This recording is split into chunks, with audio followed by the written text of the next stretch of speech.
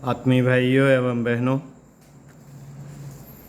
आत्मिक प्रगति के लिए अवलंबन की आवश्यकता। लेखक ब्रह्मवर्चस्व आपको पढ़कर सुनाते हैं पृष्ठ 17 से। इष्ट देव का निर्धारण। साथियों, भौतिक प्रगति के लिए भौतिक पुरुषार्थ करने पड़ते हैं और आत्मिक प्रगति के लिए चेतना का स्तर उठाने और प्रखरता को आगे बढ़ाने की आवश्यकता पड़ती है। पेट में भूख लगती है तो शरीर में समर्थता बढ़ने पर कामुकता की तरंगें उठती हैं और साथी ढूंढने, परिवार बसाने का मानसिक ताना बाना बुना जाने लगता है। प्राणी जगत का अस्तित्व और पराक्रम इन्हीं प्रेट प्रजनन के दो गति चक्रों के सहारे सरलता पूर्वक लुढ़कता रहता है। आत्मिक प्रगति का प्रसंग दूसरा है।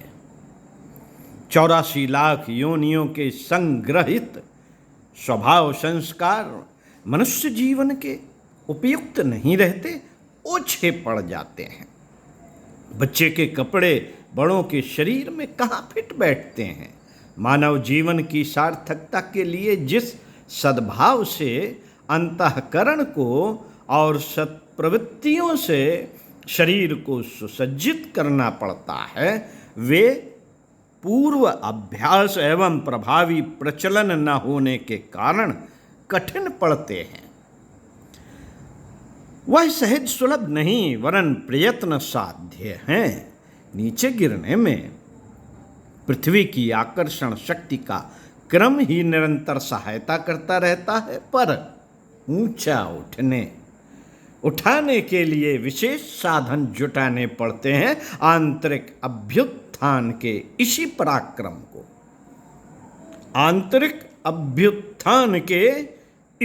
पराक्रम को साधना कहते हैं।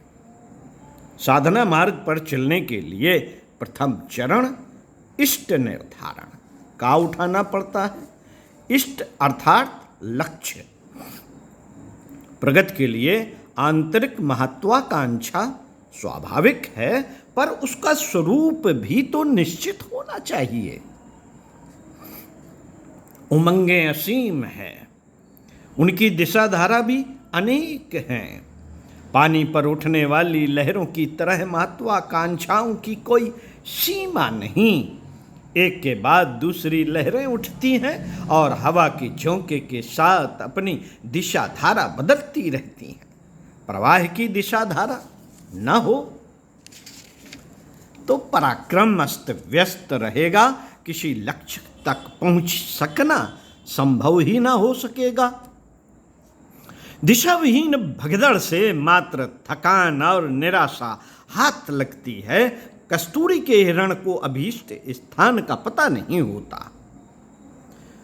फलता हुआ भटकता और थकता खिन्न होता रहता है। मानवीय अंतरात्मा की भूख प्रगति की दिशा में अग्रसर होने की है।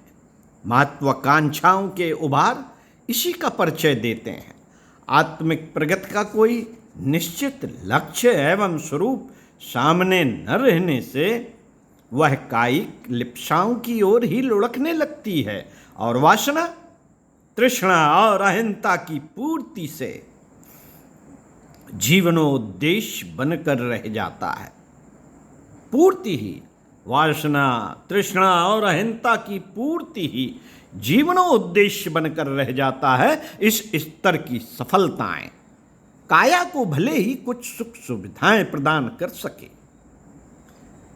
अंतःकरण की उच्च स्तरीय प्रगति में इससे तनिक भी सहायता नहीं मिलती। अनियंत्रित भौतिक महत्वाकांक्षाएं आतुर होकर कुकर्म करके भी वैभव उपार्जन में चिट पड़ती हैं और उल्टे अधःपतन एवं विक्षोभ का कारण बनती हैं। साधक का कोई न कोई इष्ट देव होता है। साधना का विधि विधान उसी के अनुरूप चलता है। यों उपास्य केवल एक ही है, दिव्य जीवन। किंतु उसके लिए पुरुषार्थ करने की मनोवैज्ञानिक पृष्ठभूमि उपासनात्मक उपचारों के सहारे बनती है। दिव्य जीवन की चरम परिणति ही पूर्णता है। इसी स्थिति को स्वर्ग एवं मुक्ति की प्राप्ति कहते हैं। आत्म साक्षात्कार एवं ईश्वर दर्शन भी यही है। इस लक्ष्य तक पहुंचने के लिए जो पुरुषार्थ करना पड़ता है उसे साधना विधान के रूप में अपनाना पड़ता है। साधना में शिक्षा और प्रेरणा का समावेश होता है। फलतः उसकी प्रतिक्रिया जीवनोत्कर्ष के रूप में प्रत्यक्ष परिलक्षित होने लगती है। प्रगति के इस बिंदु तक पहुंचना है। प्रगति के किस बिंदु तक पहुंचना है, इसका सुदृढ़ पूर्व निश्चय होना आवश्यक है। भव्य भवन बनाने वाले सर्वप्रथम अभीष्ट निर्माण के नक्शे या मॉडल बनाते हैं। आत्मिक प्रगति के लिए किस मार्ग से जाना है, किस स्तर के साधन जुटाने हैं, इसके लिए कितने ही प्रकार के निर्धारण अपनाए जाते रहे हैं, इन्हें इष्ट देव कहते हैं। राम भक्त बनने के लिए हनुमान, मर्यादा पुरुषोत्तम बनने के लिए सविता को इष्ट बनाने की परंपरा है। इस निर्धारण से मन को एक निश्चित दिशा में आगे बढ़ने और तदनुरूप प्रयास करने, साधन जुटाने का मार्ग मिल जाता है। इस निर्धारण से न केवल प्रयास को दिशा मिलती है, वरन उसी स्तर के अंतः क्षेत्र की प्रसुप्त शक्तियां भी जगने लगती हैं। साथ ही परब्रह्म की शक्ति भंडार में से उसी स्तर की अनुग्रह वर्षा भी अनायास ही आरंभ हो जाती है। आकांक्षाएं आवश्यकता बनती हैं। आवश्यकता पुरुषार्थ की प्रेरणा जगाती है। प्रेरणा भरे पराक्रम में प्रचंड चुंबकत्व होता है। वह 3 दिशा में काम करता है। प्रथम, व्यवहारिक गतिविधियों को अभीष्ट की प्राप्ति के अनुरूप बनाता है। द्वितीय, प्रसुप्त क्षमताओं को जगाकर प्रगति पथ पर अग्रसर होने के लिए अदृश्य आधार खड़े करता है। तृतीय, दिव्यलोक के दैवी अनुदानों के बरसने का विशिष्ट लाभ मिलता है। तीनों के सम्मिलन से त्रिवेणी संगम बनता है। इष्ट निर्धारण प्रगति क्रम का सुनिश्चित आधार पथ निश्चित करता है। ईश्वरीय सत्ता का मनुष्य में अवतरण उत्कृष्टता के रूप में होता है। चिंतन और चरित्र में उच्च स्तरीय उमंगें उठने लगती हैं तथा उसी स्तर की गतिविधियां चल पड़ती हैं। उत्कृष्टता की उपासना ही ईश्वर उपासना है। मित्रों, उत्कृष्टता की उपासना ही ईश्वर उपासना है। यही उपास्य है। लक्ष्य भी इसी को बनना पड़ता है। इष्ट देव का निर्धारण किस रूप में किया जाए, आज इस संदर्भ में अनेकों विकल्पों के जंजाल बने खड़े हैं। प्राचीन काल में ऐसा न था। प्राचीन काल में ऐसा न था। तत्वज्ञानी एक निश्चय पर पहुंचे थे और उन्होंने समस्त साधकों को वही निष्कर्ष अपनाने का परामर्श दिया था। भारतीय संस्कृत, जिसे वस्तुतः विश्व संस्कृत कहा जाना चाहिए, साधना के संदर्भ में एक ही निश्चय पर पहुंची है कि आत्मिक प्रगति की साधना के लिए इष्ट रूप में गायत्री का ही वर्ण होना चाहिए। गायत्री को इष्ट मानने की अनादि परंपरा है। सृष्टि के आदि में ब्रह्मा जी ने कमल पुष्प पर बैठकर आकाशवाणी द्वारा निर्देशित गायत्री उपासना की थी और सृजन की सामर्थ्य प्राप्त की थी। इसका उल्लेख पुराणों में मिलता है। त्रिदेवों की उपास्य गायत्री रही है। देव गुरु बृहस्पति ने दक्षिण मार्गी, दैत्य गुरु शंकराचार्य ने वाम मार्गी साधनाएं गायत्री के ही आत्मिक और भौतिक पक्षों को लेकर प्रचलित की थी। सप्त ऋषि गायत्री की सप्त व्याहृतियों के प्रतीक माने जाते हैं। राम कृष्ण आदि अवतारों की इष्ट गायत्री रही है। इसी महामंत्र की व्याख्या में चारों वेद तथा अन्यान्य धर्मशास्त्र रचे गए हैं। दत्तात्रेय के 24 गुरु गायत्री के 24 अक्षर ही हैं। 24 योग 24 तप प्रसिद्ध हैं। यह सभी गायत्री के तत्व ज्ञान और साधना विधान का विस्तार है। मित्रों, गायत्री गुरु मंत्र है। दीक्षा में उसी को माध्यम बनाया जाता है। हिंदू धर्म के 2 प्रतीक हैं, शिखा और सूत्र। दोनों ही गायत्री के प्रतीक हैं। गायत्री का ज्ञान पक्ष मस्तिष्क पर शिखा के रूप में और कर्म पक्ष कंधे पर यज्ञोपवीत के रूप में प्रतिष्ठित किया जाता है। परंपरागत उपासना विधि संध्या है। संध्या में गायत्री का समावेश अनिवार्य है। इन तथ्यों से स्पष्ट हो जाता है कि गायत्री अनादि धर्म परंपरा एवं अध्यात्म परंपरा का आधारभूत तथ्य है। उपासना में उसी का प्रयोग सर्वोत्तम है।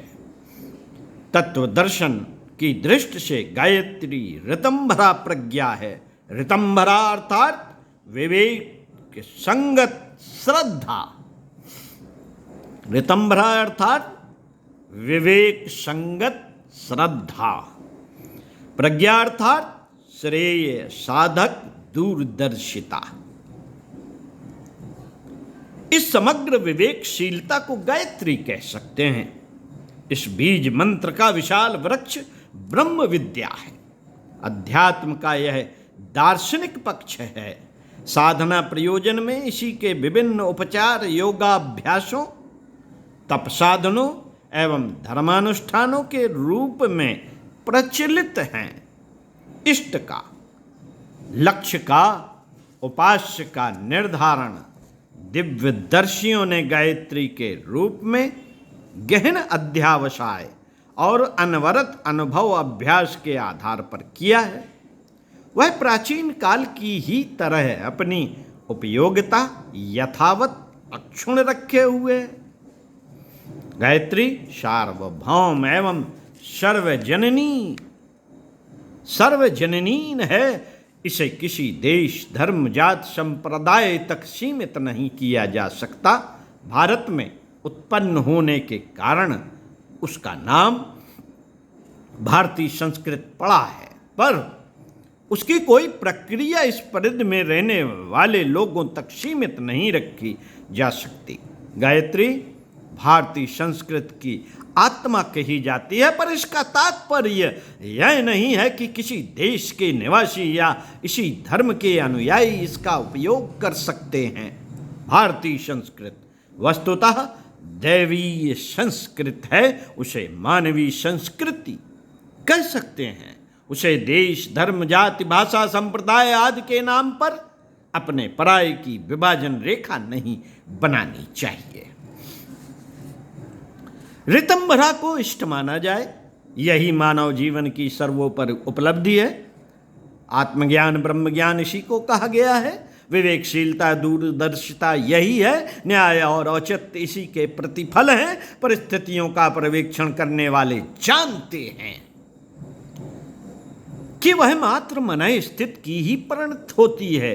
बुरी परिस्थितियों के लिए बुरी मन स्थिति ही उत्तरदायी होती है। भीतर का परिवर्तन बाहरी प्रकर में आश्चर्यजनक हेर फेर उत्पन्न करता है। दरिद्रता, विपन्नता, विग्रह, विपत्ति एवं विभीषिकाएं आंतरिक निकृष्टता की ही प्रतिक्रियाएं हैं। उत्कृष्ट चिंतन के कारण बन पड़ने वाले आदर्श क्रियाकलाप ही मनुष्य को आत्मसंतोष, जन सम्मान, विपुल सहयोग एवं दैवी अनुग्रह की अनेक संपदाएं एवं विभूतियां प्रस्तुत करते हैं। साथियों, प्राचीन काल की शतयुगी परिस्थिति और देवोपम मन स्थिति को सुखद गाथा गाने वाले जानते हैं कि अतीत की गरिमा का एकमात्र आधार उस समय अपनाया गया उत्कृष्ट दृष्टिकोण एवं आदर्श चरित्र ही था। इस समस्त वैभव को ऋतंभरा की देन कह सकते हैं। यह प्रज्ञा की देवी का अजस्त्र अनुदान ही था, जिसे पाकर भारत भूमि और समस्त विश्व वसुधा को चिरकाल तक कृतकृत्य रहने का अवसर मिला। इसी क्रम में आपको एक पैरा और पढ़कर सुनाते हैं, सुनते हैं। प्रज्ञा को इष्ट मानकर चलने वाला उन सभी लाभों को प्राप्त करता है जो गायत्री उपासना के महात्म्य वर्णन में आकर्षक एवं अलंकारिक ढंग से बताए गए हैं।